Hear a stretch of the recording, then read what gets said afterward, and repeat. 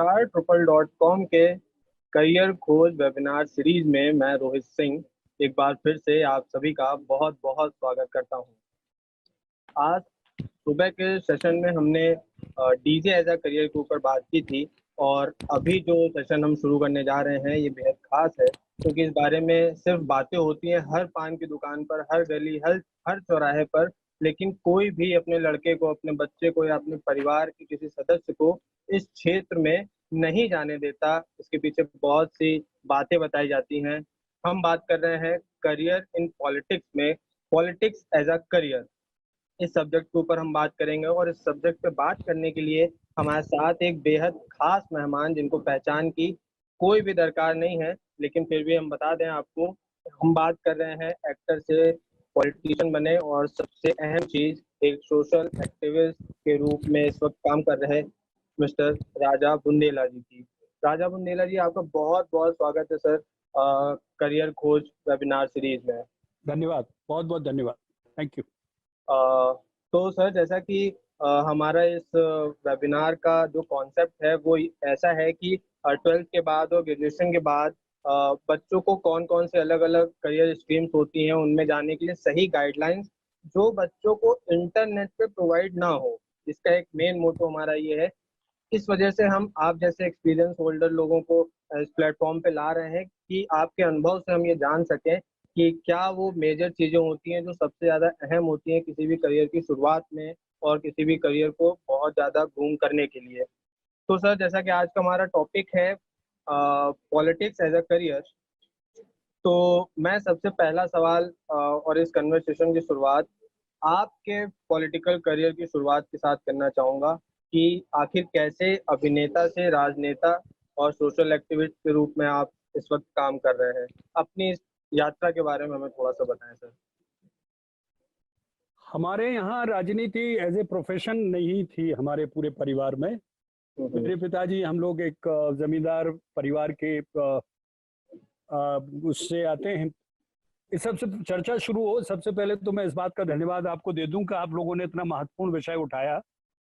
दुनिया में लोग हर चीज पे बात करते हैं और घर घर राजनीति पे बात करते हैं, लेकिन राजनीति में आने की कोई बात नहीं करता है। नहीं करता। आपने बहुत मौकू और बहुत बढ़िया, बहुत उम्दा एक सब्जेक्ट चुना और ये इस पे चर्चा होनी बहुत जरूरी है। इस देश में नहीं बल्कि एशिया के इन सारे जो डेवलपमेंट कंट्री है इनमें कम से कम राजनीति कैसे हो, क्या हो, उसका स्वरूप क्या हो, इस पे चर्चा होना बहुत जरूरी हो। और आपने ये टॉपिक उठाया, एक बार फिर से बहुत बहुत धन्यवाद। धन्यवाद सर। मेरा राजनीतिक कोई करियर एज सच नहीं था। एक बहुत दिनों से बुंदेलखंड में एक अलग राज्य की मांग चल रही थी, क्योंकि अंग्रेजों के समय में भी बुंदेलखंड सूबा था, मुगलों के समय में भी बुंदेलखंड रियासतें हुआ करती थी और एक भूभाग था। लेकिन आजादी के बाद ही तुरंत इस प्रदेश को दो भागों में बांट दिया, एक उत्तर प्रदेश और एक मध्य प्रदेश में। इसको लेकर एक बहुत बड़ा आंदोलन यहाँ चल रहा था। उन दोनों मैंने फिल्में शुरू ही की थी तो यहाँ के लोगों को ये लगा कि इनके लिए मैं एक ऐसी चीज हो सकता हूँ, ऐसी वस्तु हो सकता हूँ जिसके नाम पे कुछ ज्यादा लोग आ जाएं, कुछ यूथ आ जाएं, सिनेमा से रिलेटेड हूँ मैं। तो मुझे बुलाया गया और फिर एक दो बार के बाद मुझे रोहित, मुझे लगा कि इस पूरे आंदोलन के लिए एक बहुत ताकत की जरूरत है। और फिर मैंने अपने एक्टिंग को, अपने डायरेक्शन को, अपने प्रोडक्शन को एक आधा आधा बांटना शुरू किया और फिर मैं आधा यहाँ के आंदोलन से जुड़ता गया। उसी आंदोलन के चलते कांग्रेस ने मुझे लोकसभा की टिकट दी, लोकसभा का जो चुनाव लड़ा, क्योंकि जो लड़ाई हम सड़कों पर लड़ रहे थे उसका असली हल पार्लियामेंट में था, या तो राज्यसभा में या विधानसभा में। सड़कों पे हम आंदोलन कर सकते हैं, अपनी बात हो हल्ला करके कानों तक पहुंचा सकते, लेकिन फैसला नहीं। तो ये हुआ कि साहब इस आंदोलन को और इस आवाज को पार्लियामेंट तक पहुंचाना है, तो मैंने एक चुनाव लोकसभा का लड़ा। फिर कांग्रेस के साथ हमारा नहीं हुआ, क्योंकि कांग्रेस ने अपने वादे के खिलाफ पहले राज्य की बात करते रहे कि नहीं नहीं छोटे राज्य बनेंगे, विदर्भा बनेगा, बुंदेलखंड बनेगा, पूर्वांचल बनेगा, उत्तराखंड बनेगा और तेलंगाना बनेगा। मात्र तेलंगाना बना के वो बैकफुट पे चले गए। तब हमारा एक मोहभंग हुआ और फिर हमने बीजेपी ज्वाइन की। बीजेपी चूंकि 3 राज्य ऑलरेडी बना चुके थे, इनके मैनिफेस्टो में है, और तब से लेके मैं अभी बीजेपी के साथ हूँ। बीजेपी के मैनिफेस्टो में छोटे राज्यों की बात कही गई है और बीजेपी से लगातार हम छोटे राज्यों की बात पर चर्चा करते हैं और उम्मीद है कि किसी दिन ऐसा मौका आएगा कि ये राज बनाएंगे। तो ये कोई मेरी पॉलिटिकल उस तरह की सच जर्नी नहीं थी कि प्लान करके आया हूँ। हाँ, इतना जी। जरूर था कि मुझे रुचि इस प्रदेश को इसका हक दिलाने पर है, पहले भी थी, अभी भी है और आगे भी यही रहेगी। ये पॉलिटिकल का लबो-लबाब है। वरना मेरा एक्टिंग करियर अच्छा चल रहा था, मेरी खुद की प्रोडक्शन कंपनी थी, मैं डायरेक्शन कर रहा था। तो एक तो कोई बॉम्बे जाता नहीं है और जाता है तो बड़ी मुश्किल से काम मिलता है और काम मिल जाता है तो फिर कोई छोड़ता नहीं है। लेकिन बिल्कुल। हमने वो सब छोड़े, उसकी वजह यही थी कि मैं चाह रहा था कि मैं अपने क्षेत्र को वो न्याय दिलवाऊँ जो आज तक मिला नहीं, इसीलिए ये पॉलिटिकल करियर बना एज़ सच। बिल्कुल, तो कहीं न कहीं अपने क्षेत्र को वो एक जो असल चीज़ जो उसका हक है, वो हक वापस दिलाने के लिए आपने पॉलिटिक्स का कहीं न कहीं रुख किया और अपने उस सारे इंडस्ट्रियल जो आपका एक पूरा बना-बनाया सेटअप था, उसको आपने कहीं पीछे छोड़ दिया। लेकिन सर एक चीज़ हमारे भारत में देखने को मिलती है कि जिस तरीके से हम अ अ, दुनिया की सबसे ज़्यादा युवा आबादी वाला देश कहलाते हैं और अक्सर ये बात होती रहती है कि राजनीति में युवाओं का आना बहुत ज़रूरी है, युवाओं का आना बहुत ज़रूरी है, युवा सोच का होना बहुत ज़रूरी है, तभी भारतीय राजनीति को एक नई दिशा दी जा सकती है। पहली चीज़ तो मैं आपसे जानना चाहूँगा कि इस तथ्य में कितनी सच्चाई है? युवाओं का आना क्या ज़रूरी है? और अगर ज़रूरी है, तो ये पढ़े-लिखे युवा जो अ, बेशक पढ़े-लिखे युवा हैं, ये राजनीति से कहाँ भटक के किस दिशा में चले जाते हैं? राजनीति की तरफ किसी का रुख क्यों नहीं है होता है? क्यों नहीं बढ़ना चाहते राजनीति की तरफ? आपके पहले सवाल का जवाब, जी। हर चीज़ के लिए जब आप एक मकाम पर आ जाते हैं, तो युवा को ही उसकी बागडोर सौंपते हैं। दुकानदार जब लगता है उसको लगता है मैं बुजुर्ग हो गया हूँ, मुझे मेरी मेरी ताकत कम होने लगी है, तो वो अपने बेटे को, जवान बेटे को या बड़े बेटे को सौंपता है। ये हुँ, हर प्रोफेशन में है। तो राजनीति में यही है और यह होना भी चाहिए। युवा सोच को लाना बहुत जरूरी था और जरूरी है और आगे भी होगा। अदरवाइज हम 70 साल के, 80 साल के बुजुर्ग जब युवाओं के लिए फैसला लेंगे तो युवा रिवोल्ट करेंगे, विरोध करेंगे। वो कहेंगे हुँ, अरे साहब ये बुजुर्ग मेरे लिए कैसे सोचेगा। हुँ, हुँ। इसके दूसरे विपरीत अगर जाएं तो जब नौजवान ये काम फैसला लेगा बुजुर्गों से सलाह मशवरा आशीर्वाद लेके, तो बुजुर्ग उसको मानेंगे। उसको हुँ, कहेंगे हुँ। नई सोच है भाई, इनको भी एक मौका दिया जाए। लेकिन वो क्योंकि उनमें उस वक्त परिपक्वता आ जाती है, सहनशक्ति आ जाती है बुजुर्ग में, तो वो इंतजार कर सकता है, वो उसको सह लेगा। लेकिन नौजवान नहीं सहता, तो नौजवान को राजनीति में आना बहुत जरूरी है, क्योंकि इस देश में, जैसा हम सब जानते हैं कि इसको नौजवानों का देश माना जाता है, 44%। और आई थिंक इससे भी ज्यादा लोग इस वक्त नौजवान हैं जो इस देश की आजादी के बाद की पैदाइश हैं। तो हुँ, अगर नौजवान आएगा तो नई सोच हो गई, नई दिशा हो गई, नई एक काम करने की ऊर्जा होगी, हौसला होगा और हिम्मत और ताकत और लक्ष्य तक पहुंचने की उनके पास एक ललक होगी। बिल्कुल। हारेगा नहीं वो। और दूसरा जो आपने कहा है कि वो बहक क्यों रहा, तो इसके लिए तो बहुत लंबी चर्चा करनी पड़ेगी। वो इसलिए लोग राजनीति में नहीं जाना चाहते हैं कि जो राजनीति के हमारे मापदंड हैं, अब आपके इस चैनल में बहुत बवाल कटेगा जब मैं ये बोल रहा हूँ, बिल्कुल, बहुत कम बिल्कुल। लोग राजनीति में आदर्श हैं। जेपी के आंदोलन के बाद जो राजनेता निकले, आप शर्म से डूब जाएंगे। जेपी जैसे आदमी के यहाँ से लालू यादव निकले हैं जो जेल में पड़े हैं। मुलायम हुँ, यादव ने अपनी समाजवादी पार्टी बनाई थी, मुलायम सिंह जी ने। हुँ, ये हुँ। कह के यूपी के और बाकी और क्षेत्रों के गिने चुने नामचीन सजा याफ्ता लोगों को इकट्ठा करके बाहुबल धन बल वाले लोगों को और उन्होंने पार्टी बनाई थी। और बिल्कुल। आप शरद यादव, ऐसे बहुत सारे ऐसे नेता हैं। आप एक नेता हिंदुस्तान के इतिहास में आज की मौजूदा में उठा दीजिए जिसके ऊपर कोई दाग ना हो, जो आदर्श हो। हम लाल बिल्कुल। बहादुर शास्त्री जैसे, हम चाहते थे उस तरह का पॉलिटिशियन हो, बेदाग देश के प्रधानमंत्री तक के पद पे पहुंच गया लेकिन बेदाग रहे। तो हुँ, कोई परिवार का आदमी क्यों अपने बेटे को राजनीति, एक तो राजनीति की दशा ठीक नहीं है, जब हुँ, दशा ठीक नहीं तो दिशा भी ठीक नहीं है। दशा और दिशा दोनों बदलने के लिए हमें कम से कम एक शुरुआत करनी है और वो शायद इस दौर में शुरू हो चुकी है। बिल्कुल। नौजवान को जब तक हम नहीं लेके आएंगे आप ये सोचिए कि इस देश की भ्रांति खत्म होने वाली नहीं है, और वो भ्रांति ही हमें नो मैंस लैंड में लेके जा रही है। जो नौजवान है वो पाश्चात्य की ओर क्यों भाग रहा है, उसको वेस्टर्न के गाने, वेस्टर्न की किताबें, वेस्टर्न का कल्चर इतना भा रहा है कि वो उसमें ही मशगूल है। गूगल पे ढूंढ लेता है, विकिपीडिया पे ढूंढ लेता है, यूट्यूब पे ढूंढ लेता है। अपनी संस्कृति को छोड़कर वो उधर जा रहा है, और उधर की संस्कृति उसको कभी रास नहीं आने वाली है, क्योंकि वो लोग हमें सेकंड क्लास सिटीजन समझते हैं। कभी भी कोई यूरोपियन आपको यूरोपियन नहीं मानेगा, वो जरूर इंडियन मानेगा, एशियन मानेगा। तो जो 10-15 साल का आपका जो पूरा का पूरा लब्बो लबाब है, एंड ऑफ द डे आप वहां पे नो मैंस लैंड में सेकंड क्लास सिटीजन बन गए, और यहाँ की रूट्स आपकी खत्म हो गई। जिस रूट्स को आपको बढ़ाना था, आगे पढ़ना था, वो रूट्स आप छोड़ बैठे। तो ऐसी स्थिति में मेरा तो ये कहना है कि इस युवा नौजवान से, जो किसी भी नेता का डंडा और झंडा लेके उसके पीछे सालों साल घूम रहा है और उसके लिए नारा दे रहा है कि नेताजी तुम संघर्ष करो, हम तुम्हारे साथ हैं। अबे उल्लू, नेताजी क्यों संघर्ष करेंगे? वो तो वेल ऑफ हैं, अच्छी पोजीशन में हैं, और जिस दिन मौका मिलता है वो अपने बेटे को बैठाल देते हैं गद्दी पर, अपने भाई को सौंप देते हैं। संघर्ष तो तुम्हें और हमें करना है। तो इसको हमें बदलना पड़ेगा। आप चैनल के जरिए, जागरूक लोगों के माध्यम के जरिए। राजनीति गंदी इसलिए है रोहित भाई कि राजनीति में सही और सच्चे लोग आने से डरते हैं। जब तक सही और सच्चा आदमी राजनीति में नहीं आएगा, ईमानदार आदमी नहीं आएगा, तो यही लोग राजनीति में मौका बार बार पाएंगे और यही हमें रूल करेंगे, यही देश में दशा और दिशा तय करेंगे। इसलिए यूथ को राजनीति में आना बहुत जरूरी है, किसी भी रूप में आए। मैं ये नहीं कह रहा हूं कि एक पार्टी के रूप में आए। अगर आपका उस पार्टी में नहीं मन लगता है, आपकी विचारधारा नहीं बनती है, आप दूसरी पार्टी में जाइए। कोई जरूरी नहीं है गलत बस में बैठे तो उसी गलत में सफर करते जाओ। भाई मुझे जाना दिल्ली है और मैं जबलपुर की बस में बैठ जाऊं तो मेरा हक है कि मैं बस से उतर के दिल्ली की बस में बैठूं।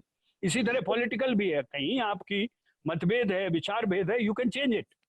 जब तक आप सही रास्ते नहीं आएंगे, लेकिन आपका पॉलिटिकल इन्वॉल्वमेंट, पॉलिटिकल पूरी तरह से पूर्ण रूपेण से शामिल होने बगैर इस देश में मुझे नहीं लगता है कि बहुत बड़ा कोई क्रांति आने वाली है। बिल्कुल सही बात आपने कही कहीं ना कहीं, और बहुत सी बातें जो मैंने इसमें से निकाली आपकी बात में से, एक तो एक चीज समझ में आती है कि ये एक युवा सोच और अनुभवी सोच, ये टकराव अभी लगातार बना हुआ है। हम जैसे कि राजस्थान का भी करंट सिनारियो देख लें तो पायलट साहब अपनी युवा सोच को लेके किनारे हट गए और गहलोत साहब अपनी अनुभवी सोच के साथ डटे हुए हैं उसी चीज। इस टकराव को खत्म होता आप किस तरीके से देखते हैं ये टकराव? क्योंकि कहीं ना कहीं कुर्सी का लालच, मुझे ऐसा लगता है कुर्सी की पावर की सबकी लड़ाई है, और कुर्सी का लालच ऐसा होता है जो इंसान को कुछ भी करने पे मजबूर कर देता है। लेकिन ये कुर्सी का लालच तो लगातार बना रहेगा, तो क्या ये लगातार टकराव भी जारी रहेंगे युवा सोच और अनुभवी सोच के बीच में? देखिए, इसमें दो चीजें हैं। एक तो हमारे यहाँ लोग रिटायरमेंट जानते नहीं क्या होता है। आप किसी भी प्रोफेशन में उठा के देख लीजिए। एक आदमी मुझे अच्छी तरह याद है, और उसके बाद धोनी और फिर सचिन जी, तीन क्रिकेट में।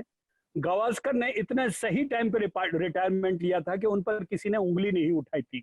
बॉम्बे में एक टेस्ट खेल रहे थे और टेस्ट में वो 0 पे आउट हुए। उसी दिन उन्होंने अपने पेविलियन में जाके कहा कि माय गेम इज ओवर। बहुत लोगों ने परस्यू किया कि नहीं साहब 0 पे आउट अभी हुए, लेकिन आगे तो बहुत है। उसने कहा नहीं, मुझे समझ में आ गया है। तो जब तक हम रोहित इस बात को नहीं समझ लेंगे, बुजुर्ग इस बात को नहीं समझ लेगा कि उसके लिए रिटायरमेंट का समय आ गया है, अगर वो नहीं रिटायर्ड होगा तो ये द्वंद्व हमारा बना रहेगा। दूसरी ओर अगर युवा ये बात मान ले कि मुझे इनसे सीखना है, वो मान दे के, सम्मान दे के इनसे ज्ञान लेना है, तो वो बड़ा बुजुर्ग कभी इस बात को बुरा नहीं मानेगा। लेकिन आप जब सामने आमने सामने की तलवारें खींचोगे तो उसको भी कहीं ना कहीं ये लगता है कि ये कल का बच्चा मुझे चैलेंज कर रहा है, मेरी 60 साल की राजनीति की उम्र है और ये 60 साल की तो इसकी उम्र नहीं। तो ये एक जो खाई है, इसको पाटना वजह ये रही कि अगर हम 70 साल के इतिहास को, अपनी आजादी के बाद को उठा के देख लें, इसको खाई को पाटने की कोशिश ही नहीं की गई, बल्कि और बढ़ाया गया। बिल्कुल सही बात। क्योंकि जो बिचौलिया जो तीसरा आया उसने बंदर बांट कर दिया। 40 भाई, आप जनसंघ और बीजेपी की पार्टी को छोड़ के देख लीजिए कि अगर कोई बात होती है तो दिल्ली से हाईकमान से लोग आ जाते थे, फिर वो फैसला कर लेते थे। न्याय नहीं हुआ, फैसला वो हुआ जो ऊपर से तय हुआ। अगर न्याय होता तो वो द्वंद्व खत्म हो जाता, वो वैचार मतभेद खत्म हो जाता। लेकिन न्याय होने की बजाय एक डंडा बजा और सबको चुप करा दिया गया, तो वो अंदर कहीं ना कहीं वो तो ज्वाला तो प्रज्वलित रही, वो खत्म नहीं हुई। और यही कारण है, आप देखिए ये आपका राजस्थान में हुआ, हो रहा है, आपका मध्य प्रदेश में हुआ, और ये आगे भी होगा, क्योंकि वो पीढ़ी राजेश पायलट ने बहुत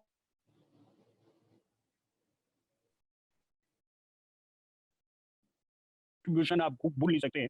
जगन रेड्डी के पिताजी का, वाईएसआर रेड्डी का कंट्रीब्यूशन आप भूल नहीं सकते। एक पार्टी है जिसके इतने बड़े बड़े कद्दावर नेता थे, मिलिंद आपके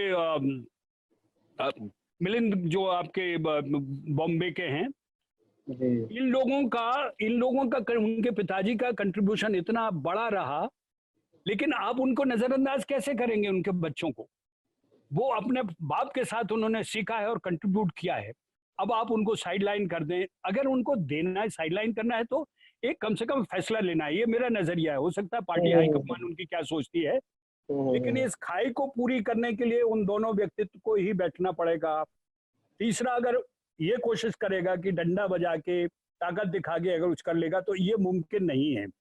और ये इस देश की राजनीति के लिए, इस देश की अर्थव्यवस्था के लिए बहुत खतरा है। जब तक हम अर्थव्यवस्था को मजबूत करेंगे, तब अर्थव्यवस्था तभी मजबूत होगी जब हमारे पास राजनीतिक स्थिरता होगी। हर प्रदेश में अगर अस्थिरता बनी रही, तो आप सोचिए कोई इन्वेस्टर नहीं आएगा, किसी तरह की कोई तरक्की, किसी तरह कोई एजुकेशनल कुछ नहीं हो पाएगा। ये अस्थिरता हमें जीरो की ओर ले जाती है, स्थिरता से ही प्रोग्रेस है। तो ये दोनों पार्टियों को और जो भी शोषित वर्ग है उसको भी सोचना पड़ेगा कि देश हित में कई बार निर्णय लेना।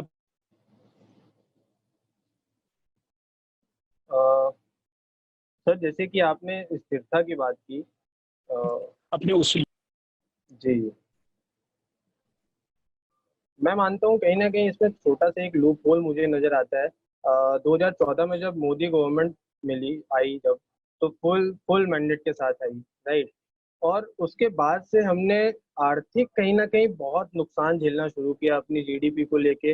हालांकि कई विकासशील नीतियां भी मोदी सरकार में देखने को मिली, पर एक स्थिर सरकार होने के बावजूद मोदी सरकार अपनी नीतियों की वजह से, अपनी पॉलिसीज की वजह से कहीं ना कहीं देश को उस आर्थिक मंदी की तरफ धकेलती हुई मुझे नजर आई। अगर मैं अपना पर्सनल व्यू देखता हूं, तो हम मोदी सरकार से हट के अगर बात करते हैं, तो राजनीति में एक चीज हमेशा इस चीज को जोर दिया जाता है कि बाहुबल यहाँ पे बहुत काम करता है, और यही बाहुबल है जो शायद, जैसा कि आपने बोला कि सच्चे और सही लोगों का राजनीति में आना बहुत जरूरी है, तो ये बाहुबल कहीं ना कहीं, इस बाहुबल की डर की वजह से वो लोग राजनीति में आते ही नहीं है, या फिर उनके परिवार वाले उनको आने नहीं देते हैं कि भाई तुम जाओगे और कल को घर वापस आओगे कि नहीं आओगे, भरोसा नहीं, क्योंकि वो कद्दावर नेता है या बाहुबली टाइप का आदमी है, मरवा देगा, कटवा देगा। ये जो डर एक आम जनता के ऊपर, मैं पढ़ा लिखा हूँ, मैं इंटरेस्ट लेता हूँ राजनीति में,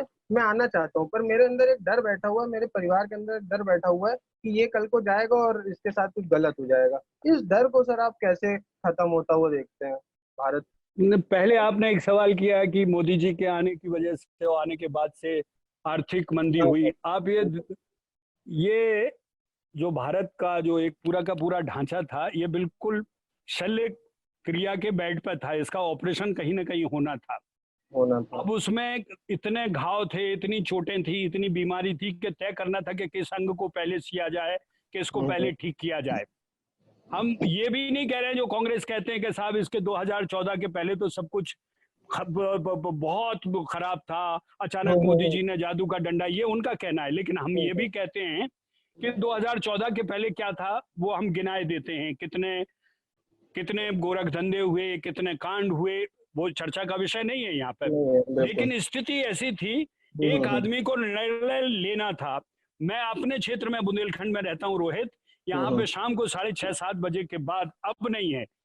मोदी जी के आने के पहले रोज गांव और शहर की महिलाएं बाहर आके शौच के लिए निकलती थी, कोई गाड़ी आती थी तो बेचारी खड़ी हो जाती थी।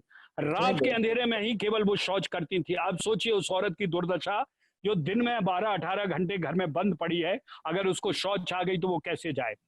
उसको शौच की व्यवस्था करवाई, उन गरीब लोगों को घर दिलवाए जिनको गरीबों के घर के सपने थे। गर्मी में चलो बाहर सो जाके गुजार कर लेते थे, ठंड में भी, लेकिन ठंड बारिश में कहाँ जाते, वो पूरा किया। आपका ट्रांसपोर्टेशन का जितना बड़ा जो था, एक दूसरे की कनेक्टिविटी, वो पूरी की गई। हो सकता है, देखिए कोई जादू की छड़ी लेके तो मोदी जी आए नहीं है कि साहब जिस पे भी घुमाई वो ठीक हो गया। कहीं ना कहीं ये हुआ, लेकिन आदमी काम तो कर रहा है। उसके ना कोई फैमिली उनके साथ है, ना उनके कहीं कोई परिवार है, ना कोई रिश्तेदार है, ना कोई दोस्त यार है। आप मुझे ये तो बताइए कि वो किसके लिए कर रहा है भाई, और ना कोई बैंक बैलेंस है। और इनके इतिहास उठा के देखिए, नहीं दावा सर, करता हूँ, इतिहास। शरद पवार का आप बैंक बैलेंस उठा लीजिए, मुलायम सिंह का बैंक बैलेंस उठा लीजिए, लालू यादव का, शरद यादव का, ये जितने पॉलिटिकल है, मायावती, इनके उठाइए ना बैंक बैलेंस, और मोदी का उठा लीजिए भाई। आप जाइए नहीं आरटीआई सर, में पता लगाइए। तो आर्थिक मंदी एक वो सवाल है कि हो सकता है वो हुआ हो, लेकिन अभी इंतजार तो करिए ना। दूसरा मैं आपको बता रहा हूँ पॉलिटिकल वजह क्या रही है। हमारे यहाँ बिहार, यूपी, मध्य प्रदेश और वेस्ट बंगाल, ये चार ऐसी स्टेट्स हैं जो एजुकेशन को लेकर इतनी लैक हुई हैं, क्योंकि जब अंग्रेज गए तो वो जो सत्ता है वो सामंतवाद लोगों को ही दे के गए कि भाई राजा रजवाड़े ही थे तो अभी भी राजा रजवाड़े ही रहे। वो जो परिवर्तन आया, जो गुजरात, महाराष्ट्र, पंजाब, केरल, पढ़ा लिखा आदमी बाहर आके जिसने सत्ता को संभाला, उसने फिर वो किया, हम लोग नहीं कर पाए। इसलिए वो बड़ी अच्छी बात कही थी उन्होंने, सावरकर जी ने। वो किसी नाटक में इनवाइट हुए तो उन्होंने आधा अधूरा नाटक छोड़ के खड़े हो गए, बोले भैया मुझसे नहीं देखा जाता है, कहो तो मैं 2 शब्द बोल दूं। और उन्होंने मंच पर जाके ये कहा था कि इस देश को आजादी के बाद किसी भी फाइन आर्ट्स की जरूरत नहीं है। मैं अपनी कला के बारे में खुद कह रहा हूं। उन्होंने कहा था किसी फाइन आर्ट्स की जरूरत नहीं है, इस देश को जरूरत है, हजारों साल की गुलामी के बाद ये देश आजाद हुआ है, 18 साल के बच्चे को आर्मी में भेज दो, 26 साल बाद जब वो वापस निकलेगा उसकी प्रति, उसके अंदर देश के प्रति निष्ठा होगी। आज हमारे यहाँ उल्टा है, पहले मैं अपने के लिए सोचूंगा, फिर अपने परिवार के लिए, फिर अपने भाई बंद के लिए, फिर अपने समाज के लिए, फिर अपने धर्म के लिए, और आखिर में देश के लिए। उन्होंने यही कहा था कि देश के प्रति निष्ठा पहले है, जो जापान और दूसरे मुल्कों में है। तो वो निष्ठा हम नहीं कर पाए रोहित। उसकी वजह यही रही कि जो राजनीतिक जो गसेलापन है वो बढ़ता गया, और भी बढ़ेगा। लेकिन अभी जो हाल में जो परिवर्तन हुआ है, जो हमारे लिए बहुत खुशखबरी है, सुप्रीम कोर्ट का एक वर्डिक्ट आया है। उसमें कहा गया कोई भी पार्टी किसी भी क्रिमिनल को अगर टिकट देगी तो उसको सोशल मीडिया पे देना होगा, उसको पेपर में देना होगा, उसको हर तरह से पब्लिक डोमेन में लाना होगा कि इनके ऊपर कौन कौन से मुकदमे चल रहे हैं, कितनी सजा हुई और कितने में इनकी सजा की संभावना है। तो अब कम से कम क्राइम घटेगा। मतलब मुलायम सिंह ने अपनी मंच से कहा था कि भैया रेप होगा तो हम अपने मौलवी मौलाना को फांसी पर चढ़ा दें, अरे बच्चा है, गलती हो जाती। आप ये सोचिए, कोई आदमी ये कह सकता है? बिल्कुल बर्दाश्त के बाहर है ये। अच्छा, दूसरा ये उत्तर प्रदेश में नकल विरोधी एक कानून बना था। राजनाथ सिंह उस वक्त शिक्षा मंत्री थे, कल्याण सिंह जी मुख्यमंत्री थे। जिस दिन मुलायम सिंह की सरकार आई, उन्होंने वो नकल विरोधी कानून हटा दिया था कि बच्चों को पढ़ लेने दो यार, ऐसा क्या है, थोड़ा बहुत देख दाख के पास हो जाते। आपका डॉक्टर नकल करके पास हो और फिर आपको दवा दे, आपका इंजीनियर नकल करके पुल बनाए, तो यही हाल हो रहा है। तो इस राजनीति में परिवर्तन अब होगा। अब समाज जाग रहा है, लोग जाग रहे हैं, और अब युवा आएंगे। मुझे उम्मीद है सचिन पायलट से, मुझे उम्मीद है ज्योतिरादित्य से, मुझे उम्मीद है अपनी पार्टी के नौजवान लीडर्स कि ये लोग आएंगे तो इस देश की सत्ता में और इस देश की विचारधारा में परिवर्तन जरूर करेंगे। बेशक। और मुझे लगता है कि इतना सब कुछ राजनीति के बारे में और हमने जो थोड़ी सी हिस्ट्री अभी जानी, ये जानने के बाद जो लोग अभी हमें सुन रहे होंगे वो कहीं ना कहीं ये सोचने पे जरूर मजबूर होंगे कि हालांकि हम अभी तक क्यों नहीं इस बारे में सोच रहे हैं, और शायद हमारी सबसे ज्यादा जरूरत है आज के दिन में राजनीति को, भारतीय राजनीति को। जैसा कि सर एज अ करियर हम इसको देख रहे हैं आज के सेशन में भी, तो क्या आप बेसिक एजुकेशन देखते हैं, इसके लिए क्या एजुकेशन होना जरूरी है, क्या उम्र होना जरूरी है? दोनों सवाल मैं साथ में लूंगा कि किस किस एज में आप पॉलिटिक्स का हिस्सा बने अकॉर्डिंग टू यू, और किस तरीके की स्किल्स या फिर क्वालिफिकेशन आपके पास होना जरूरी है अगर आप राजनीति का हिस्सा बनना चाहते हैं तो? सबसे पहले इसमें हमारे यहाँ जो सब्जेक्ट है, एक हमारे विषय, बच्चों को जो राजनीति शास्त्र पढ़ाया जाता है उसको सिलेबस से हटा देना चाहिए। अगर वो राजनीति शास्त्र पढ़ा रहे हैं तो इस देश की राजनीति ही पढ़ानी चाहिए, और हमें उन देशों की राजनीति पढ़ानी चाहिए जिन देशों से हमारे संबंध रहे पूर्वजों के।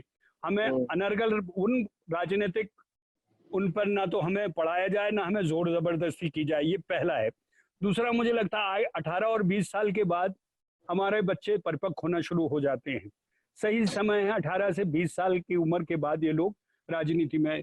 आप सेशन जी ने आपकी जानकारी के लिए पूना में एक पॉलिटिकल स्कूल चलाया था, लेकिन अब बंद हो गया उनकी डेथ के बाद, लेकिन वो 4-6 साल चला और बड़ा अच्छा था। राजनीति आप ऐसा कुछ नहीं है सच के जो हम पढ़ा सकते हैं, ना ही जैसे एक्टिंग पढ़ाई जा सकती है, लेकिन आपकी बुद्धि को शार्प किया जा सकता है। चाणक्य कोई राजनीति पढ़ के थोड़ी आए थे कि जो इतनी बड़ी आपकी थी। गांधी जी भी कोई राजनीति पढ़ के नहीं आए थे, मोदी जी भी कोई राजनीति पढ़ के नहीं आए हैं, बहुत सारे लीडर दूसरे, इंदिरा गांधी और दूसरे लीडर भी राजनीति पढ़ के नहीं, लेकिन आपके सोच को शार्प करना, लीडरशिप की क्वालिटी क्या होनी चाहिए, सही मौके पर डिसीजन लेना क्या होता है, ये अगर ये जैसे एक्टिंग में वो आपके टैलेंट को बता देते हैं कि साहब आप बोलने में अच्छे हैं, आप दिखने में अच्छे हैं, आपकी मुस्कुरान अच्छी है, आपकी डायलॉग डिलीवरी अच्छी है। इसी तरह राजनीति में भी कि सर आपका शार्प माइंड है, फैसला अभी सही समय पे आप लें, तो वो स्किल अगर आप डेवलप कर दें, और जिस क्षेत्र में आप जिस क्षेत्र के हैं उस क्षेत्र की आपको जानकारी होना बहुत जरूरी है।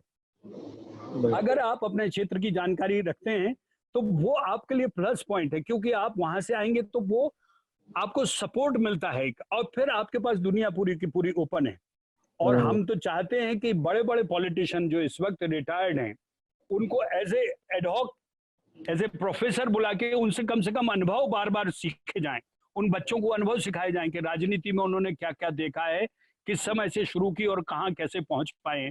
ये एक बड़ा अच्छा सब्जेक्ट हो सकता है, और हम इस देश के बच्चों को, नौजवानों को एक और लक्ष्य दे सकते हैं। बाकी तो है ही लक्ष्य अपने, लेकिन इस देश की राजनीति में खूब पैसा है, खूब जिंदगी के वो अगर आप सक्सेस हो गए तो आपके वो सारे सपने पूरे होते हैं। लुटियंस में आपको खूब बढ़िया बंगला मिलता है, सरकार आपकी सारी सुख सुविधाओं का ख्याल रखती है। आप बस देश का ख्याल रखें, इसके लिए एक पॉलिटिकल स्कूल, पॉलिटिकल साइंस का एक इंस्टीट्यूशन अगर इस देश में बन जाए तो एक बहुत बड़ी बात होगी, और आपके चैनल के माध्यम से अगर इसकी शुरुआत हो तो ये भी बहुत बड़ी बात होगी। बिल्कुल, और ये वाकई में बड़ी बात इसलिए भी है क्योंकि जब हम इतनी ज़्यादा डिमांड देखते हैं युवा पॉलिटिशियंस की इतनी बड़ी आबादी के अंदर, और वहाँ पे हम ऐसा एक भी कॉलेज, एक भी इंस्टीट्यूट ऐसा नहीं देखते हैं जो पॉलिटिकल साइंस के बारे में बहुत कुछ नहीं भी पढ़ाए, कुछ नए सब्जेक्ट्स ना भी पढ़ाए, पर वो सोच एटलीस्ट युवाओं के अंदर डेवलप करे कि भाई इस दिशा में आपको इस तरीके से आगे बढ़ना है। तो जो उसमें एक रोहित एक बात मैं कह दूं, दरअसल हमारे युवाओं का भी उसमें फॉल्ट है। वो किसी नेताओं के पीछे खड़े हो जाते हैं और 6 साल डंडा झंडा लेके नेताजी संघर्ष करो करते रहते हैं। उनको कम से कम ये सोचना चाहिए कि 6 साल गंभीरता से वो अगर अपने आप को सीरियस लेके किसी पॉलिटिकल विचारधारा के साथ जुड़ जाएंगे तो वो 6 साल में पता नहीं कहाँ पहुंचेंगे, एक बड़े मकाम पे पहुंचेंगे। और दूसरा, ये नेताओं की चमचागिरी जब बंद नहीं होगी, जब तक पैर छूना बंद नहीं होगा, लेट लेट के बंधनवार बंद नहीं होगी, आगे 4 गाड़ियां पीछे 4 गाड़ियां, जब तक ये परंपरा बंद नहीं होगी तब तक इस देश की राजनीति में बहुत बड़ा परिवर्तन आप एक्सपेक्ट नहीं कर सकते हो, क्योंकि यही मारे डाल रही है। एक नेता की 4 गाड़ियां आगे 4 पीछे, और 4-4 गाड़ियों में 4-4 15-15 लोग, 25-50 का काफिला, उतना तेल उतना फ्यूल, ये किस काम का? ये इसकी कोई कहीं कोई गिनती नहीं है, कोई प्रोडक्टिविटी नहीं है।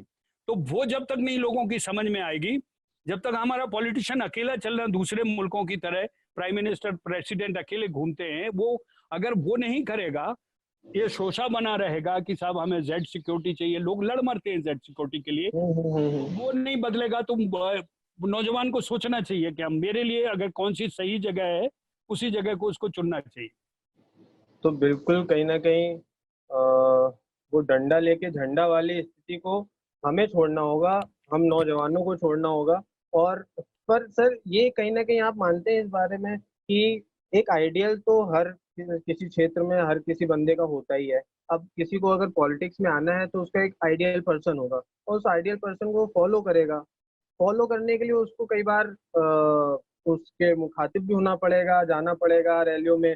जैसा कि अगर हम पुराना इतिहास उठा के देखते हैं, मैं मोदी जी के बारे में पढ़ रहा था तो उन्होंने लगभग 30 साल 25-30 साल संघ के साथ रह के काम किया लगातार, जी, और पूर्ण प्रचारक, पूर्णकालिक थे, प्रचारक थे। प्रचारक के रूप में काम किया। और जी, जी। आडवाणी जी और अटल बिहारी वाजपेयी जी के साथ उन्होंने एक लंबे समय तक पीछे पर्दे के पीछे रह के काम देखिए वो करते रहे। सेवा भाव था, वो चमचागिरी नहीं थी। दो चीजों में समझिए, सर ये एक सेवा बहुत। भाव है, एक हम्म गुरु के प्रति आपका समर्पण है। हम्म, आपका समर्पण गुरु के प्रति है, वो बिल्कुल वो हर जगह है। आप सोक्रेटिस से उठा के देख लीजिए, प्लेटो है। इसी तरह हम्म, से गांधी जी का नीति, नेहरू जी का, नेहरू गांधी जी के प्रति था। वो हम्म, एक सेवा भाव है, वो चमचागिरी नहीं है। आज की राजनीति की, जिसको मैंने आपको एग्जांपल दिया, वो बिल्कुल चमचागिरी है कि जी, जरूर माला जरूर नेताजी को पहनाते हैं, उनके सामने जोर से नारा जरूर लगाते हैं। इसकी जरूरत ही नहीं है। और यही बिल्कुल। बेजरूरत चीजें ही यूथ के टाइम खराब कर रही, यूथ की एनर्जी को जाया कर रही है, और उसके कम से कम मोटिवेशन को ही दिशा विहीन कर रही। बिल्कुल तो दूसरा, कहीं और ना। रोहित, मैं एक और, ये जो आज हम्म, का यूथ जो कहता है, मैं सॉरी इस बात को बीच में नहीं बोल पाया, कि जी जी। मुझे सरकार ने कुछ नहीं किया, मेरा सरकार से कुछ नहीं हुआ, मेरे घर वालों ने। मैं आपके माध्यम से लोगों से कहना चाहता हूँ, ये कि एक बार दिल पे हाथ रख के आप सोचिए, आप इस देश के लिए क्या कर रहे हैं। आप क्या कर रहे हैं? एक ऐसी चीज सोचिए कि जो आपने देश के लिए किया है। आप सोच के रात में और फिर बताइए कि आपने ये किया है, इसलिए मुझे हक है कि मुझे चाहिए। ये नहीं कोई सोचता। हमेशा नहीं, या तो पुलिस की जिम्मेदारी ठोक देंगे, या सरकार की जिम्मेदारी ठोक देंगे, या माँ बाप की जिम्मेदारी ठोक देंगे, या हालात की जिम्मेदारी। हमें खुद सोचना पड़ेगा कि हम इस देश के लिए क्या कर रहे हैं। हम जागरूक इंसान हैं, पढ़े लिखे हैं।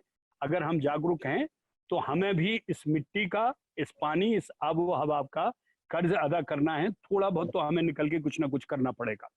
बिल्कुल सही। तो कहीं ना कहीं युवाओं के लिए एक बहुत अच्छा मैसेज राजा सर की तरफ से ये भी है कि सेवा भाव और चमचागिरी में अंतर समझे। सेवा भाव समर्पण जो होता है वो अलग महत्व रखता है, और चमचागिरी अगर आप करते रहेंगे तो वो सालों साल चलने वाला प्रोसेस। आप करते रहिए, आप अपना मुकाम हासिल नहीं कर पाएंगे। और सबसे पहली चीज और जो सबसे इम्पोर्टेंट चीज वो ये कि खुद जिम्मेदार बने, ना कि किसी और को, प्रशासन को या फिर पॉलिसीज को ब्लेम करने के बजाय खुद थोड़ी जिम्मेदारी लें तो आपको काफी कुछ चीजें क्लियर होंगी। सर आगे बढ़ते हैं। और मैं साथ में जो लोग हमारे साथ जुड़े हुए हैं मैं बता दूं कि आप अपने सवाल ड्रॉप करें। जो लोग हमें अभी फेसबुक और इस वेबिनार सेशन में लाइव सुन रहे हैं वो अपने सवाल ड्रॉप कर सकते हैं कमेंट सेक्शन में। हम आने वाले 10 मिनट के अंदर उन सारे सवालों के जवाब राजा जी से लेंगे। तो सर हमने काफी बातें की, और वैसी बातें की थोड़ी सी झील पैदा करने वाली। मैं समझता हूँ सर, एक बात हमेशा होती है राजनीति में कि परिवारवाद। परिवारवाद गलत क्यों है? अगर मैं फॉर एग्जांपल आपको थोड़ा सा वो करूं, एक बिजनेसमैन का बेटा है तो वो आगे चल के बिजनेसमैन बनेगा। एक्टर है तो मे बी एक्टर बनेगा। डॉक्टर है तो कई बार डॉक्टर के लड़के डॉक्टर बनते हैं। अगर उसकी इच्छा किसी और फील्ड में जाने की नहीं है तो, अगर वो रखता है इच्छा रखने की, तो ये तो एक प्लस पॉइंट होता है ना उन लोगों के साथ कि भाई हाँ मेरे पिताजी अधिकारी हैं या नेता हैं तो मैं मेरे मुझे एक वो मिल गया, एक स्कोप मिल गया, एक आरक्षण टाइप मिल गया है। आरक्षण हम खुद ही अपने आम जीवन में हर चीज में देख ही रहे हैं, तो वो एक आरक्षण हम वहां भी देख लेते हैं। उसमें बुराई क्या है या उसमें गलत क्या है? नहीं, गलत तो नहीं है। और अब ये ऐसे ही होता गया कि वैद्य का बेटा जब गांव देहात में शुरू में था, अभी तो चलिए छोड़िए, एमबीबीएस की परीक्षा के बाद डॉक्टर बनेगा, लेकिन पहले गांव देहात का वैद्य का बेटा वो वैद्य सिखा के वैद्य अपने बेटे को ही वहां बैठालता था। लेकिन वो हम्म उसके टैलेंट पे डिपेंड है, रोहित। बहुत हम्म, सारे, ये आप जो कह रहे हैं वंशवाद की परंपरा, ये बॉम्बे में बहुत चली फिल्मों में। राजेंद्र हाँ, कुमार सिल्वर जुबली स्टार थे, अपने बेटे को नहीं चला पाए। नहीं राज चला। कपूर जी इतने बड़े डायरेक्टर, इतने बड़े डायरेक्टर, ऋषि कपूर को छोड़ के दोनों बेटों को नहीं चला पाए। देवानंद सुपर डुपर स्टार, अपने बेटे को नहीं चला पाए। फिल्में हम्म जरूर बनाई, मनोज कुमार जी ने अपने दोनों बेटों को लॉन्च किया, नहीं चला पाए। इससे हम्म, डरना नहीं चाहिए। वंशवाद से वही लोग डरते हैं। ये ये प्रजातंत्र का जमाना है, हर क्षेत्र में जनता की चॉइस है। फिल्म देखने के लिए कोई बंदूक आपके सर पर नहीं रख सकता है कि जाइए ये देख के आइए, लौट के आइएगा, फिर हमें बताइएगा। आपकी चॉइस है भाई।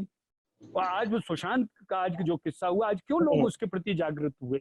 क्योंकि वो आदमी इतना सौम्य और गंभीर था और सुंदर था कि लोगों को लगा कि इसके साथ इंजस्टिस हुआ। वो उसको कोई बंदूक किसी के सर पर नहीं रखी गई। तो वो अलग टॉपिक है। वंशवाद अगर है भी तो it will depend on the talent.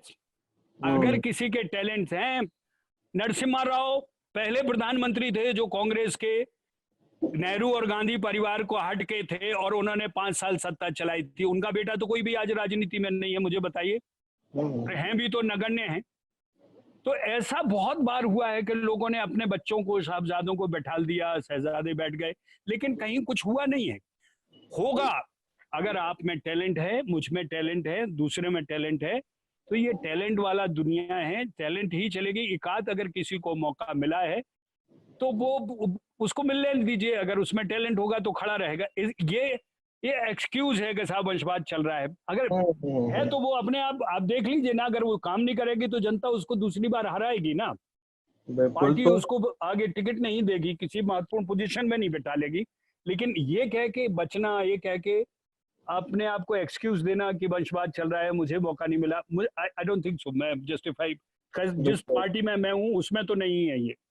बिल्कुल। तो अकॉर्डिंग टू राजा जी, कहीं ना कहीं टैलेंट की ही पूछ है, कहीं ना कहीं टैलेंट ही आगे जाता है। और एक दो जो भी केस मिलते हैं चुटपुंजिए, अगर वंशवाद जैसी आप बात करते हैं, तो कहीं ना कहीं आपका एक्सक्यूज है। अगर आपके अंदर वो विल है, अगर आपके अंदर वो टैलेंट है, तो बेशक आप किसी भी क्षेत्र में आगे जा सकते हैं।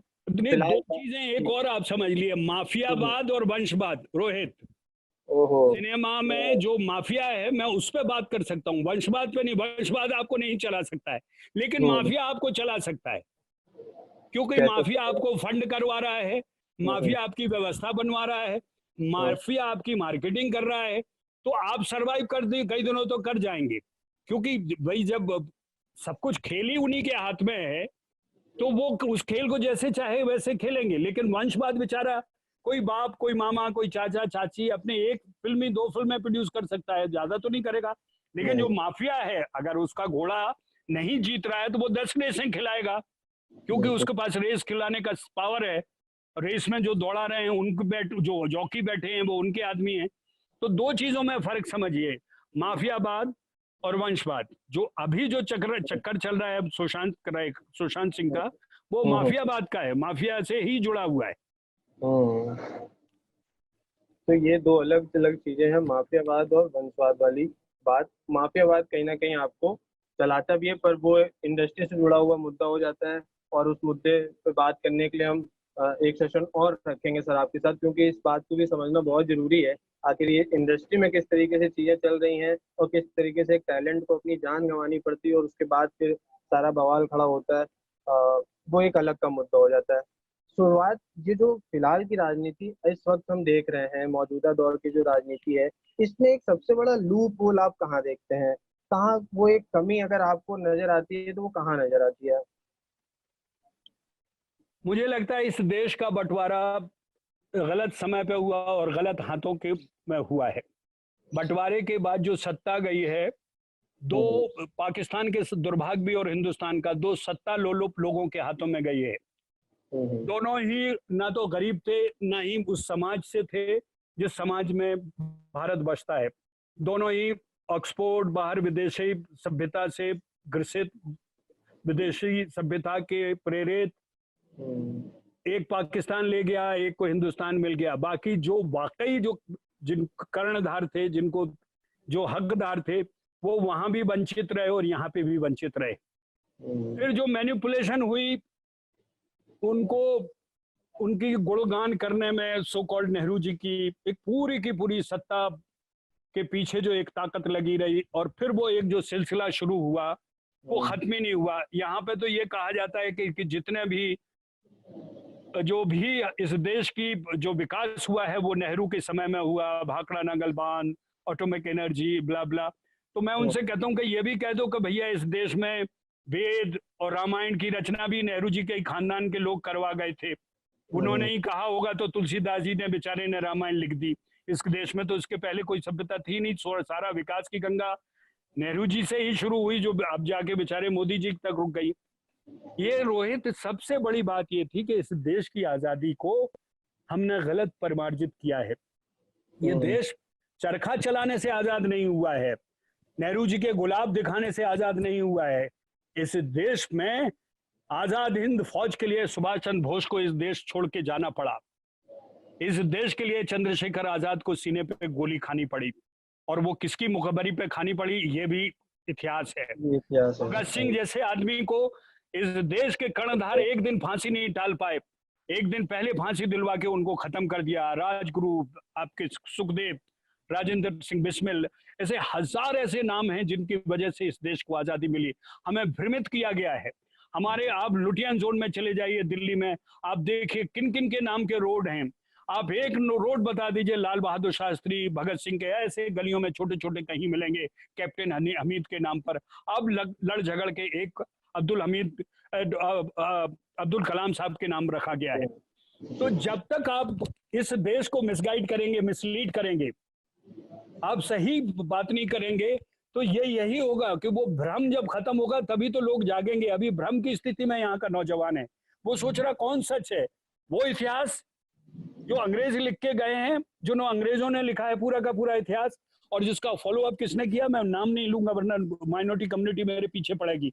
आप उठा के देखिए जितने भी इतिहासकार हैं इस देश के अंग्रेजों के जाने के बाद, किस कम्युनिटी के हैं, उन्होंने क्या लिखा है पढ़ के तो देखिए। आपकी किताबों में अकबर पढ़ाए जा रहे हैं, आपकी किताबों में राणा प्रताप नहीं पढ़ाए जा रहे। आपके यहाँ औरंगजेब और अलाउद्दीन खिलजी पढ़ाए जा रहे हैं इतिहास में, आपके यहाँ भगत सिंह नहीं पढ़ाए जा रहे। तो इस देश की समस्या वो नहीं जो हम और आप तय कर रहे हैं। इसकी देश की समस्या ये है कि वो जो 70 साल की भ्रांति है, उस भ्रांति को जब तक हम खत्म नहीं करेंगे, जब तक हम सही ट्रैक पे नहीं जाएंगे। ट्रैक तो पकड़ा हुआ है लेकिन किसी और दिशा में हम भागे जा रहे हो। अचानक रुक के सोचते अरे यार गलत दौड़ रहे हैं, फिर क्या करें, अच्छा चलो और दौड़ के देख ही लेते। हम इसीलिए कह रहे हैं कि आज तक ये तय नहीं कर पाए कि सुभाष चंद्र बोस को मारा गया था या मरे। इस देश का सबसे बड़ा क्रांतिकारी आदमी, उसको लेके आप भ्रमित बैठे हैं। आपके यहाँ कोई डील होती है जो आपकी सिक्योरिटी को लेकर नेशनल उस फ्रंट पे होती है, उस पर आपकी राजनीतिक पार्टियां रोटी सीखती हैं। आपके सिपाही वहां पे बॉर्डर पे जाके मरते हैं, उनको लेके कहा जाता है कि इनकी सच्चाई दो, इनकी नैतिकता पे आप सवाल उठाते हैं। तो ये भ्रांति खत्म होनी बहुत जरूरी है। इसलिए मैं कह रहा हूँ कि विश्वसनीयता होनी एक दूसरे के प्रति जरूरी है, और यही छोटे में और बड़े में, सीनियर में और जूनियर में यही प्रॉब्लम है कि भ्रांति है। वो मानता है कि इसकी बात पे मानूं या ना मानूं, और छोटा कहता है कि इसकी बात क्यों मानूं, ये तो झूठ बोलता रहा है। तो ये जो इतिहास का हमारी संरचना है वो हमें मिसलीड कर रही है रोहित। और जिस दिन ये हमारा खत्म हो जाएगा, अब आप अपने अपने हिंदू धर्म के वेदों को आप नहीं मानने के लिए तैयार हैं, आप अपनी संस्कृति को मानने के लिए तैयार नहीं हैं, आप किसको मानेंगे भाई? आप ये नहीं मानते कि मर्यादा पुरुषोत्तम राम थे? क्या थे भाई? आप राम सेतु को खत्म करना चाहते हैं? हम चलिए भगवान को ना माने राम, लेकिन आप एक ऐतिहासिक करेक्टर को तो मानिए जिसने अपने पिताजी के कहने पर 14 साल का वनवास लिया। आज के लड़का को अगर बाप कहे जा निकल जा घर से 1 साल के लिए, वो सुप्रीम कोर्ट में केस लड़के साले बाप को बेदखल कर देगा कि बुढ़ा पागल है और मेंटल असाइलम में भेज दिया जाएगा। एक बात पर, अपनी राजा की प्रजा की बात पर उन्होंने अपनी बीवी को परित्याग किया। हम इस आदर्श पुरुष को भी नहीं मान रहे हैं, हम गौतम बुद्ध को भी नहीं मान रहे हैं, हम किसको मानते हैं? हमें बाहर के दूसरे लोग हमें आदर्श पुरुष लग रहे हैं जिनका हमने कभी ना पढ़ा है, ना जाना है, ना सच्चाईता, ना नैतिकता, किसी का कोई हमें पता ही नहीं। तो ये हमें भ्रम दूर करना पड़ेगा, हमें अपनी जड़ों को पहचानना पड़ेगा, और जब तक हम अपनी जड़ों को नहीं पाएंगे हमारा पेड़ हरा भरा नहीं रहेगा। हम ग्रास ऊपर से जरूर काट कूट के उसको छांट के खूबसूरत कर दें, लेकिन वो ताकतवर तभी होगा जब उसकी जड़ें कम ताकतवर बनेंगी।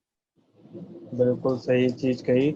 और मुझे लगता है कि ये सेशन जितने लोग भी सुन रहे हैं, कहीं ना कहीं एक विचारधारा पे सीधे सीधे चोट मैं कहूँगा कि पिछले 70 सालों से या फिर एक लंबे समय से, आज़ादी के बाद से, इवन आज़ादी के पहले से भी हम एक ऐसी ढकियानी सोच में बंधे हुए चले आ रहे हैं, एक ही पैटर्न में काम करते चले आ रहे हैं कि जब कुछ नया होता है तो शायद उसको एक्सेप्ट कर पाना बहुत ज़्यादा मुश्किल लगता है हमें।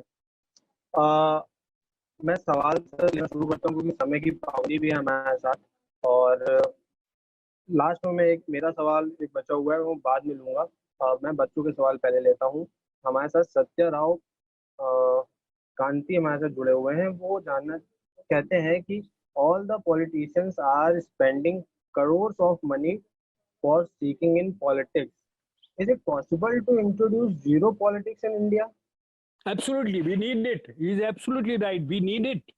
That's where we can progress. We don't have that kind of money. We don't have that kind of wealth that we can spend in length or in crores. We need a person like Lal Bahadur Shastri. We need a person like Modi ji. We need a person like Abdul Kalam Azad. Abdul Kalam Azad, the only president who lived all alone in the president house. So we need a zero, and that's how where the your basic honesty, your basic character will come forward. You don't need 40, 50 people guard you to make you secured. You are secured. What is there if you die? There are 100 people are dying every day. Yaar. You will die, then someone else will come. Why to spend crores of rupees on your security? I don't think so. There is a need until unless you are a prime minister, you are a president, or you are a person of that VVIP status. That. But if you are nobody, I don't think so. There is no fear of anybody for you. बिल्कुल। तो कहीं ना कहीं राजेश जी के मुताबिक बिल्कुल भी जरूरत नहीं है और ऐसी किसी भी चीज की जरूरत नहीं लगती है जब तक वो पद उस किस्म का ना हो जिसको वाकई में और रोहित, बल्कि इनको तो बसों में ट्रेवल करवाना चाहिए, इनको रेलों में ट्रेवल करवाना चाहिए, इनकी जो पर्क्स हैं बंद करना चाहिए ताकि जनता के ज्यादा करीब आए, जनता के मलम को समझे, दुख को समझे। बस में अनरिजर्व रेल में भेजो इनको, तो पता चलेगा कि कहाँ क्या दुख है, कहाँ क्या तकलीफ है। ये जो चाक चौबंद सुविधाएं मिलती है सब बंद होनी चाहिए। बिल्कुल सही बात है। ये कहीं ना कहीं बहुत ही इंगेजिंग सेशन इसलिए भी है, हम सीधे उन पॉइंट्स की बात कर रहे हैं राजा जी के साथ जो बिल्कुल सटीक बैठती हैं उन पॉलिटिशियंस के ऊपर जो कहीं ना कहीं नाजायज फायदा उठाते हैं इन सारी चीजों का, अपनी सुविधाओं का। और जनता ने जो प्रतिनिधि चुन के उनको उस कुर्सी पे बैठाला है उस कुर्सी का कहीं ना कहीं नाजायज फायदा उठाया जाता है तमाम एंगल से। सर हम वापस अगर करियर खोज पर आए और एज अ करियर हम फिर से बात करना शुरू करते हैं। हालांकि ये सारी बातें हमने एज अ करियर ही की और ये हमको ये समझाता है कि जब हम पॉलिटिक्स में जाने के बारे में सोचते हैं या जब हम उसका हिस्सा बनने के बारे में सोचते हैं तो वो कौन से आयाम, वो कौन से कितने पहलू हो सकते हैं जिन पहलू के बारे में हमें अपनी नॉलेज रखनी चाहिए, उसके बारे में हमें जानना चाहिए। तो ये सारी बातें हमारे उस सेशन से हमारे करियर खोज के किस तरीके से आप पॉलिटिक्स में करियर बनाए उससे ही रिलेटेड है। सर ये मानते हैं कि आपकी पढ़े लिखे युवाओं के साथ साथ जो लोग पॉलिटिक्स में आना चाहते हैं उनके लिए कोई, ये सवाल मुझे लगता है मैंने कॉलेज टाइम पे अपने एग्जाम में भी इसका जवाब दिया था, मुझे पूछा गया था, मैं आपसे भी पूछना चाहता हूँ, क्या कोई क्वालिफिकेशन क्राइटेरिया रख देना चाहिए कि भाई मास्टर्स होगा, एमफिल होगा, ग्रेजुएट होगा तभी आप राजनीति का फॉर्म भर सकते हैं? नहीं, कहीं ना कहीं तो ये क्वालिफिकेशन तो रखनी ही होगी आपको। You can not have anybody का, आप ऐसा तो नहीं कि 8 मर्डर करके आप अंसारी, अतीक अंसारी की तरह एमएलए बन जाइए या शहाबुद्दीन की तरह आप विधायक और मंत्री बन जाइए। कहीं ना कहीं एक क्वालिफिकेशन पढ़े हुए लोगों को एक क्राइटेरिया होना चाहिए, जिसको मैं बार बार कह रहा हूं कि जिसको ये समझ हो कि इस देश की विशेषता क्या थी, हम क्यों भारत सोने की चिड़िया कहा जाता था, हमारे पास क्या, हमारे मूल्य क्या थे, हम क्यों गंगा जमुना तहजीब के लिए हम लोग माने जाते थे। ये सारी तभी आप आगे बढ़ पाएंगे और तभी आप समझ पाएंगे कि एक्चुअली इस देश की जड़ें कहाँ हैं। आप कहीं से भी उठ के और कोई भी टॉपिक उठा के नहीं कर सकते हैं। तो ये अपने देश की परिस्थिति, अपने देश के भूभाग, अपने देश की स्थिति को जानना बहुत जरूरी है। बिल्कुल, तो अपने देश की स्थिति को जानना बहुत जरूरी है। और सर जब हम मान लीजिए करियर की बात करते हैं, हमने पॉलिटिकल साइंस, जैसा कि आपने तो एक चीज ये बताई कि पॉलिटिकल साइंस को हटा देना चाहिए जब तक उसमें हम उन विषयों को ना डालें जो हमारी राजनीति से रिलेटेड हो या फिर हमारी राजनीतिक विचारधारा को कहीं ना कहीं झलकाती हो, क्योंकि हम बाहर के लोगों को पढ़ते हैं, बाहर की फिलोसफीज पढ़ते हैं, बाहर के पॉलिटिशियंस को अपनी पॉलिटिकल साइंस में पढ़ते हैं। लेकिन हमने डिग्री कर ली है पॉलिटिकल साइंस की, और उसके बाद हमने पहला स्टेप क्या लेना है। मैं राजनीति में आना चाहता हूँ, बहुत इच्छुक हूँ मैं, बहुत से फॉलोअर्स मतलब मैं बहुत नेताओं को फॉलो भी करता हूँ, तमाम नॉलेज भी रखता हूँ हर क्षेत्र के बारे में, पर मुझे ये नहीं मालूम कि सबसे पहला स्टेप मुझे क्या लेना है। ये सवाल एक्चुअली हमारे पास हमारे एक अटेंडी इस वक्त जुड़े हुए हैं, उनकी तरफ से आया है, नाम उन्होंने अपना मेंशन नहीं किया है। सर, मैं उनके लिए कहूंगा कि सबसे पहले तो ये आप अपने आप से सवाल पूछे कि आप राजनीति में क्यों आना चाहते हैं। आप देश सेवा के लिए आना चाहते हैं तो देश सेवा में भी है कि आप सामाजिक क्षेत्र में काम करना चाहते हैं, शिक्षा के क्षेत्र में काम करना चाहते हैं, आर्थिक क्षेत्र में काम करना चाहते हैं, या बहुमुखी विकास के लिए काम करना चाहते हैं। देखिए, राजनीति में इसलिए नहीं कि कोई गोलगप्पा नहीं है कि मैं भी खाना चाहता हूं तो मुझे भी खिला दीजिए। अगर आप आना चाहते हैं तो आपका एक लक्ष्य होना चाहिए, और उस लक्ष्य के प्रति आपका एक संकल्प और फिर एक समर्पण होना चाहिए, और तभी आप सक्सेसफुल होंगे। अगर आप राजनीति में आ रहे हैं, एक पॉइंट ऑफ व्यू, जब आप आर्थिक आपकी नॉलेज होगी और आप राजनीति में आएंगे तो अपने वेबिनार के द्वारा, मंच पर, इधर उधर जब आपने तर्क देंगे अर्थशास्त्र के, तो पार्टी जानते हुए आपको पिकअप करेगी कि भाई इस बच्चे की अर्थशास्त्र की नॉलेज बड़ी अच्छी है, देश की आर्थिक स्थिति समझता है। लेकिन आप चारों तरफ से आप रहेंगे कि समाजशास्त्र भी आपको आती है, आर्थिक व्यवस्था भी पता है, ये वो, तब आप दिशा विहीन हो जाएंगे, आप बढ़ जाएंगे। एक पर्टिकुलर लक्ष्य रखिए, उस लक्ष्य को पकड़ के आइए, और उसी लक्ष्य के माध्यम से आप फिर आगे बढ़ते रहिए। फिर आप जरूर हर दिशा में काम करिए, जब आप एक मकाम पर पहुंच जाए, एक लक्ष्य पर पहुंच जाए। और हर पार्टी आजकल यही मौका दे रही है, खासकर बीजेपी में।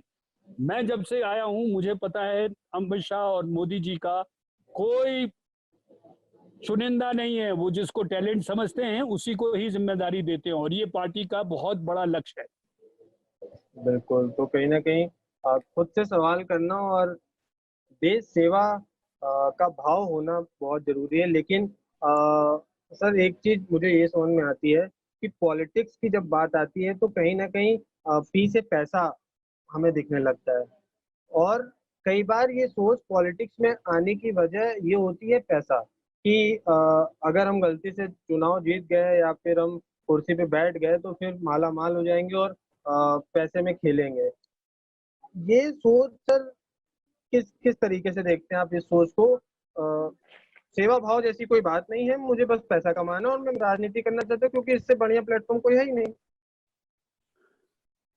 देखिए, क्या है, इसमें चुनाव आयोग की एक महत्वपूर्ण जिम्मेदारी होती है। जितने महंगे चुनाव होंगे, जितना कोई उम्मीदवार अपने लाखों करोड़ों रुपए चुनाव में झोंकेगा, वो जब किसी पद पर पहुंच जाएगा, जीत जाएगा, तो सबसे पहले वो पैसे वो वसूलेगा जिन पैसों को उसने खर्च किया है, या जो उसके ऊपर जिन लोगों ने दांव खेल के जो पैसे खर्च किए हैं।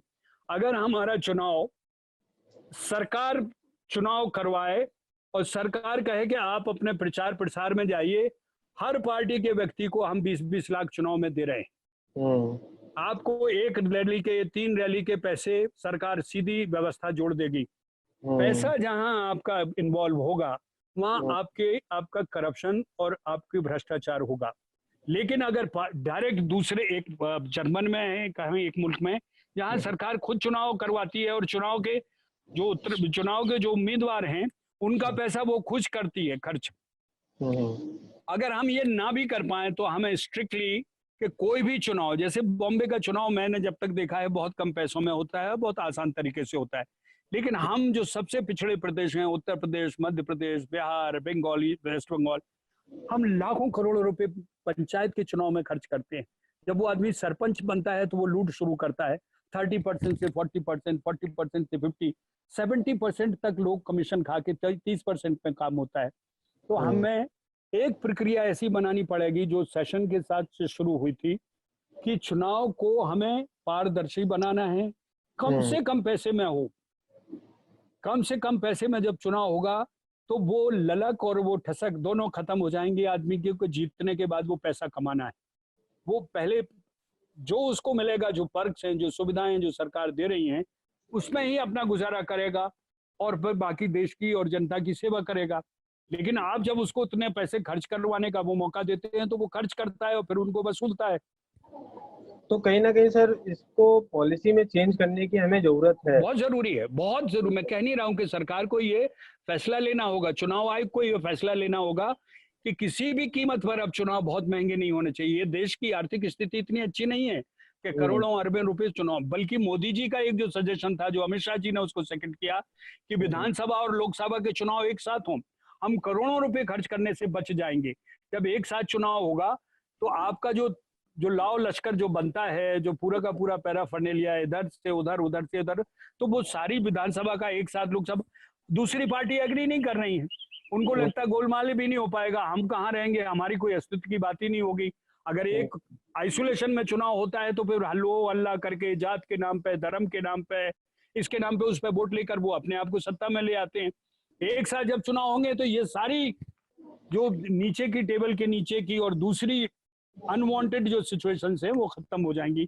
और मैं मानता हूं कि एक साथ ही विधानसभा और लोकसभा का चुनाव होना चाहिए। हम्म, बिल्कुल सही। तो कहीं ना कहीं वो पारदर्शिता लाना जरूरी है, कहीं ना कहीं उस पूरे स्ट्रक्चर में पॉलिसीज में चेंज करने की जरूरत है। भास्कर गर्ग हमारे साथ जुड़े हुए हैं और उनका कहना है कि our startup aims to help politicians know their citizen better. We want some inputs from you, sir, in कि how can I connect to someone, ऐसे किसी व्यक्ति से कनेक्ट किया जा सके। ये बेसिकली अपने एक स्टार्टअप इनका है जो पॉलिटिशियंस को हेल्प करता है उनकी ऑडियंस से मिलने के लिए, उनके जनता से मिलने के लिए। तो इन भाई साहब को इनके लिए क्या सजेशन आपका रहेगा रोहित, कि can you share his my number to him? I'll guide him. I'll give him Delhi के एड्रेस दे दूंगा दो तीन, जहाँ पे ये फ्रीलांस काम कर सकते हो, या किसी जिस विचारधारा के हैं, जिस पार्टी के हैं, उस पार्टी के साथ जुड़ सकते हैं। बिल्कुल। तो अब भास्कर मेरा नंबर आप दे दीजिए भास्कर गर्ग को, मैं I'll do the needful। बिल्कुल श्योर सर। भास्कर, मैं आपको हम हमारी टीम आपसे नंबर शेयर कर देगी, तो आप बिल्कुल भी इसके लिए परेशान ना हो। दीर्घा शर्मा हमारे साथ फेसबुक से जुड़ी हैं। वो नेपोटिज्म के ऊपर चली गई, बॉलीवुड के ऊपर चली गई हैं, पर मैं सवाल लेना चाहूँगा। Sir, if you are talking about nepotism, isn't it the issue we are facing in Bollywood industry and many people are against it? बेशक हम फेस तो कर ही रहे हैं, देख ही रहे हैं। इस सवाल को मैं स्किप करूंगा सर, और इस सवाल को मैं स्किप करूंगा। मैं नेपोटिज्म पे इस वक्त नहीं जाना चाहूंगा, क्योंकि हम बेसिक करियर अरे वो एक लंबा लंबा रोहित, वो लंबा सब्जेक्ट है, और उसमें एक एक सेशन पूरा चाहिए उस पर बात करने के लिए, खासकर वो बिल्कुल। तो दीर्घा को भी बता दूं, राजा जी ने जैसा बोला और हमने भी पहले बात करी थी कि इसके ऊपर बात करने के लिए हम पूरा एक दूसरा सेशन प्लान करेंगे, और उस पर हम इस पे अच्छे से बात करेंगे। आप लोगों के जो भी सवाल होंगे नेपोटिज्म से रिलेटेड, आप उसमें पूछ सकते हैं, बस उसके लिए थोड़ा सा आपको इंतजार करना होगा। समय की पाबंदी के साथ साथ मैं आपको ये भी बता दूं कि इस वक्त जो भी लोग हमारे साथ जुड़े हुए हैं, मेरे साथ रोहित रोहित रजोरा सर एक हमारे साथ जुड़े हुए हैं। वो जानना चाहते हैं कि लोकल वोकल कितना कामयाब होगा आपकी नज़र में। लोकल लोकल वोकल का जो कॉन्सेप्ट अभी अरे सेंट्रल गवर्नमेंट लेकर आई है, तो वो बहुत कितना कारगर। बिल्कुल। बहुत बहुत it's it's it's very beneficial. और हमें लगता है कि ये देखिए, हम दो चीजों को मानते हैं कि देख, आवाज उठाना गलत नहीं है। हमारी दुर्दशा ये हुई कि हमने बोलना ही छोड़ दिया, हम विद्रोह पे चले जाते हैं। विद्रोह अंतिम सीमा है। आप आवाज उठाइए, फिर आवाज नहीं सुनी जाए तो विरोध करिए। विरोध के बाद फिर एक और होता है कि आप एक आखिरी स्टेज होती है, और फिर विद्रोह होता है चौथी उस पर। तो ये लोकल वोकल होना, it's kind of thing people should know about. और देखिए, मैं छोटे राज्यों की बात इसलिए लेके आ रहा हूँ, 25 करोड़ की आबादी वाला उत्तर प्रदेश लगभग हो चुका है। इसमें मुख्यमंत्री जी इतना अच्छा काम कर रहे हैं, लेकिन फिर भी प्रशासनिक जो समस्या है, विकास दुबे जैसे लोग, अभी फरीदाबाद में हुआ, गाजियाबाद में हुआ, ये समस्याएं कंट्रोल नहीं हो सकती। जब छोटा राज्य होगा तो जनता की आवाज आसानी से सुनी जाएगी। आपका प्रशासनिक आर्थिक व्यवस्था आपकी ठीक होगी, लेकिन आप इतने बड़े ढांचे में जब जी रहे हैं तो आपको भी बहुत मुश्किल होता है। आपको 10 लाते हैं और 10 दिन दे दिए जाएं एक दिन के बराबर, तो भी आपको मुश्किल लगता है। बिल्कुल सही। इसीलिए अमेरिका जैसा देश 50 राज्यों में बटा हुआ है, और वो यूनाइटेड स्टेट्स इसलिए कहा जाता है। और ये देश भी 526 छोटी